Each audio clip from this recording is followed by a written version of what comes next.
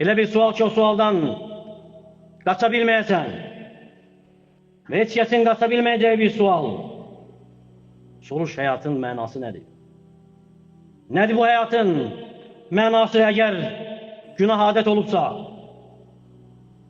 Nədir bu həyatın mənası? Səadət haram yolu ilə gedilirsə, nədir bu həyat?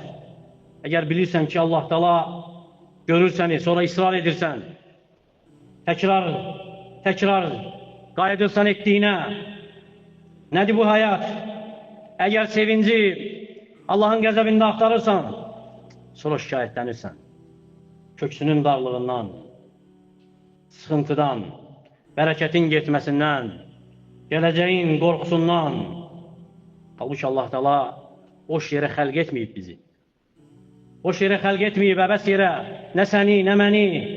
Əfəhəsibtum ənəmə xaləqnəkum əbətə və ənəkum ileynə lə turcəun. Siz elə hesab edirsiniz ki, biz sizi boş yerə xəlq etmişik. Siz bizə qayıtmayacaqsınız.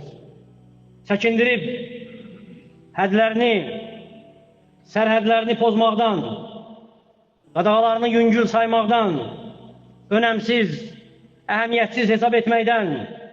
وَمَنْ يَعْصِ اللّٰهَ وَرَسُولَهُ وَيَتَعَدَّ هُدُودَهُ. Kim Allaha, elçisine asi olarsa, hədlərini aşarsa, يُدْخِلْهُ نَارًا خَالِدًا فِيهَا. Onu əbədi olaraq oda salar.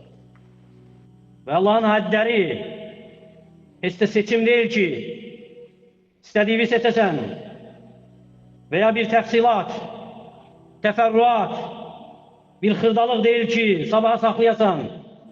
Ona görə Allahın hədlərinə, qadağalarına məhəl qoymadan yaşayan o insan yaşamır. Və yaşayırsa da mənasız həyat sürür. Gülsə də, bəzənsə də, xoş görünsə də. Sonra dinləyin. Doğru bir xəbəri, hansı ki zamanın bütün xəstəliyini özündə cəm edib. Bir ki sallallahu aleyhi və səlləm lə ya'tiyənnə aləl-nəsi zəmanun lə yubəlul mər bimə əxədəl məl. İnsanlara elə bir gün gələcək ki, kişi əhəmiyyət verməyəcək, malı haradan götürüb. Önəmsəməyəcək, malı haradan götürüb, əmin hələlin, əmin haram. Halaldan, yoxsa haramdan. Çünki mal artıq ilah olub onun üçün. Halalı, malın halallığı, haramı haşiyədir. Necə ki, kitabın haşiyələri var. Heç kim önəm vermir, oxumur. Kənara atılıb. Haram onun üçün odur.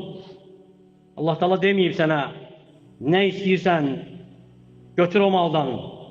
Necə istəyirsən, götür. Əksinə, deyib, ya eyyuhənnəs, kulu mimmə fil ardı halələn tayyibə. Ey insanlar, yer üzərində olan, təmiz, pak, halal olandan yiyin. Və deyib ki, وَلَا تَكُلْ أَمْوَالَكُمْ بَيْنَكُمْ بِالْبَاطِلِ. Mallarınızı aranızda batilcəsinə yeməyin. Batil heç də Quranda, Mushafda keçən kəlmə deyil sadəcə, yox. Əksinə batil, haramı bəziyib ona başqa ad qoymağındır. Ona başqa don geydirməyindir. Hansısa müqaviləyə möhür vurub, imza atıb, onu təmizə çıxarıb, yumaq istəməyindir. Sonra dünya belədir deməyindir. Və sonra o ildırım kimi xəbər çatır sənə, yetişir, deyilir ki, bərəkət yoxdur artıq.